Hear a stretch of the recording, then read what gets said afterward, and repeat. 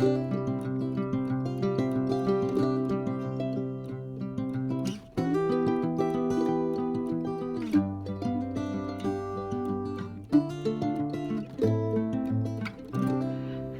friends, it's Sunday afternoon and I thought I would sit here and give you an end of the summer book review. I have 4 books that I've read. Let me just hold them up for you so you can see. The first one is Looking for Salvation at the Dairy Queen.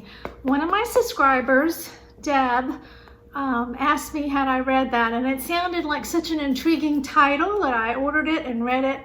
So we'll review that. And this book belonged to Shelley and I borrowed it. The Woman in the Window by A.J. Flynn. And then another subscriber recommended this book, The Last Mrs. Parrish. That one is by Liv Constantine. And then this one my mother lent me. It's called The Fly Girls by Noelle Salazar.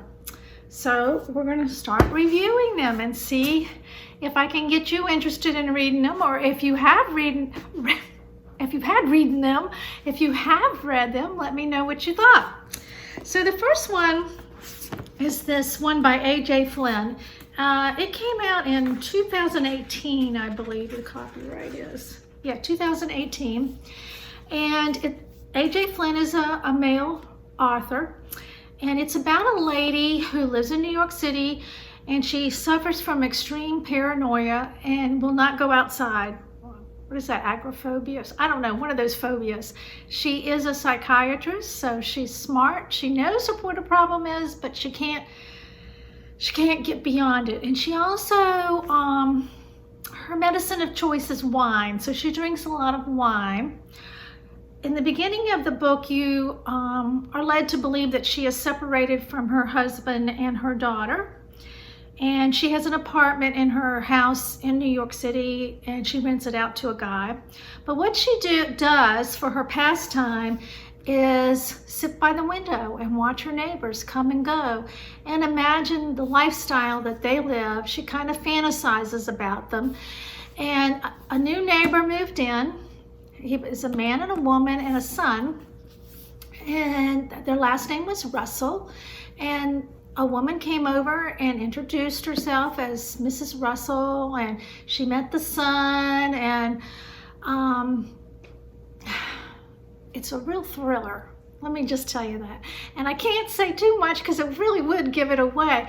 But the story revolves around this Russell family that moved in, and because this, her name is Anna, because Dr. Anna Fox has this paranoia, no one wants to believe her when she sees things. So she witnessed something through the window looking over at the Russell house, and no one believes her. They make her think that she's even crazier than she is.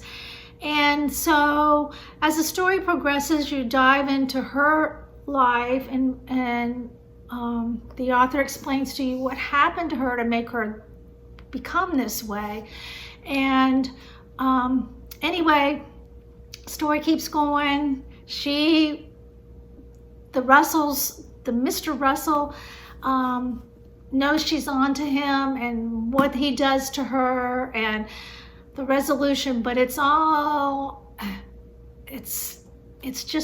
just kind of weaves itself around her paranoia and that no one believes her. So it's very good. That's the cover. I think it also has another cover. I saw it on Amazon under a different cover, but it's really good. If you like thrillers, if you like trying to figure out who done it, this is good. The next book is Looking for Salvation at the Dairy Queen. This book is by Susan Gregg Gilmore. It was first copyrighted in 2008, so it's been around a while. I think I even got it as a used book.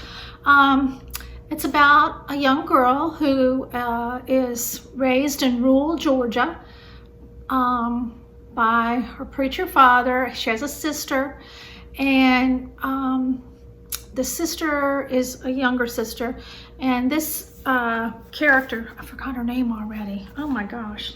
Hold on, I forgot her name. Oh, Catherine. Her name is Catherine. Catherine Grace Klein. And her sister is Martha Ann. Anyway, Catherine and her sister always go to Dairy Queen. That was their big treat on Sunday. And that's where she kind of talked about her life and dreamed and had visions of leaving this small town, because she was a young girl growing up in a small town with not many opportunities, whose father was a preacher who knew everybody and knew her and knew everything.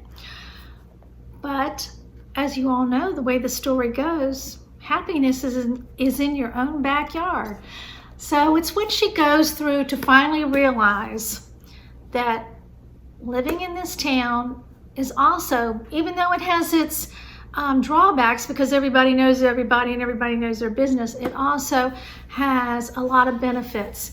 And it took her a while journeying down the road, and she was told when she was young that her mother had died. So she thinks her mother has died.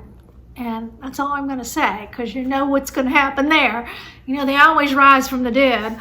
So anyway, that's a good one. All right. This book, The Last Mrs. Parrish, was suggested to me by one of my subscribers. It was very good. It is another thriller. It says on the cover that it's about a wicked diabolical thriller. You'll relish every diabolical turn. That's by People magazine. The main character's name is Amber Patterson. She grew up, I believe, in Alabama, Tennessee, somewhere in there. You know, once you close a book, you forget a lot of stuff. But anyway, that's not important. But she leaves that area and she totally reinvents herself. But she leaves her home and her family for a reason, which you got to read the book to find out. But she goes up to New York, and she grew up very poor, and she wanted to be rich and have all the trappings of wealth. So she researched this particular family, the Parrish family, and they were a young couple. He was in real estate, and she was, his name was Jackson, her name was Daphne. They had 2 children, and she manipulated her way into their life by lying. And Daphne had a very kind and soft spot and took Amber under her wing and believed all her lies. And trust me, they were a mountain full. And even some of Daphne's friends confronted her and said, you know, we looked her up. She's not what she seems. But Daphne was really taken with her, and she was such a kind spirit. She wanted to help her. So Amber took advantage of that and just wormed her way into the family. And the first 200 pages of this book are, got it upside down, are about Amber. And you're not going to like Amber in those first 200 pages. You really just are fed up with her. So after the first 200 pages, then it gets into Daphne and Jackson and their relationship. You know, and Amber pictures, you know, they have this big, beautiful home, and Daphne can buy anything she wants, and these beautiful children, and they're in all these charity events and beautiful clothes. But guess what? It's not what it seems. So the last half of the book dives into Daphne and Jackson's relationship, and it's a twisted one as well. And Daphne does finally see the light, but I don't really want to. She does see the light. Let's just put it like that. It comes to an ending that you will be glad that old Amber gets what she deserves. Really, really a good book. Did I say? Oh, it's by Liv Constantine. I don't know if I said that. Sorry. So let's go on to the next one. The final book that we're going to review is The Flight Girls by Noelle Salazar. The setting of this book is it begins in 1941, World War II. The main character's name is Audrey Coltrane. She's from a wealthy family in Texas. Her father was in oil, and her father taught her how to fly when she was very, very young. Very young. I think like she started flying when she was 5. I think she had her pilot's license when she was 12. But anyway, it's in her blood. That's all she wants to do is fly. So she joined up with this program and went to Hawaii with a group of other girls to teach young pilots how to fly for the Air Force. The Air Force couldn't afford to hire men. They needed all the men to be pilots. Excuse me. And so, I don't know what's with this frog. They needed the men to be pilots, so these women taught them how to fly. And she met a man that she really was attracted to. His name was Lieutenant James Hart. And they were both attracted to each other, but they had their career goals, and they didn't want anything to get in the way with their goals. Audrey wanted to, when she earned enough money, to buy an airstrip near her home in Texas and own this airstrip. And Lieutenant Hart wanted to fly and fight in the war. So anyway, they were flying on the day the Japanese bombed Pearl Harbor. They were up in the air. They witnessed it. They were shot, and they did land safely. Lieutenant Hart was wounded a little bit, but not badly. So anyway, that day and days after, they worked in the hospital in Hawaii to just make sure everybody was taken care of. And then he went on to fight in the war, and she went back to Texas. She was suffering a little post-traumatic stress. And she did some healing, but she got a letter from his sister that said that he had been shot down in the war over Germany. I believe it was over Germany. And they did not recover a body, so they were assuming he was a prisoner of war. So because of this, she wanted to get back into helping, and she joined the WASP. It was the Women's Air Flight Service Program.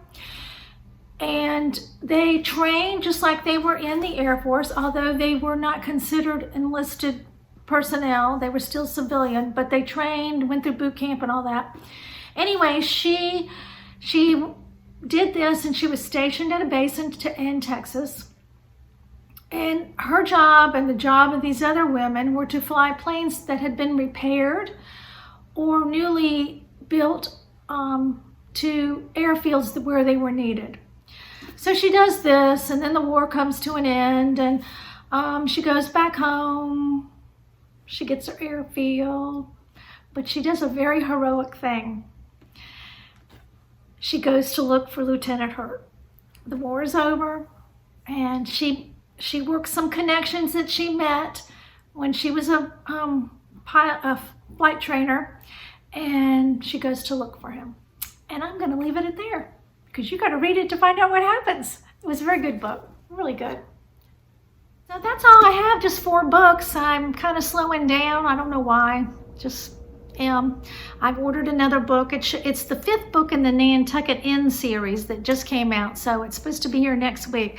So I'll review that after I read it. But I wanted to thank you. I know this type of video is not for everybody, but I do have a great following of avid readers that like to hear what I've been reading, and I love hearing what you're reading, and I pick up a lot of books that you have read too. So please share with me the books you've read, and until next time, you guys take care. Happy reading.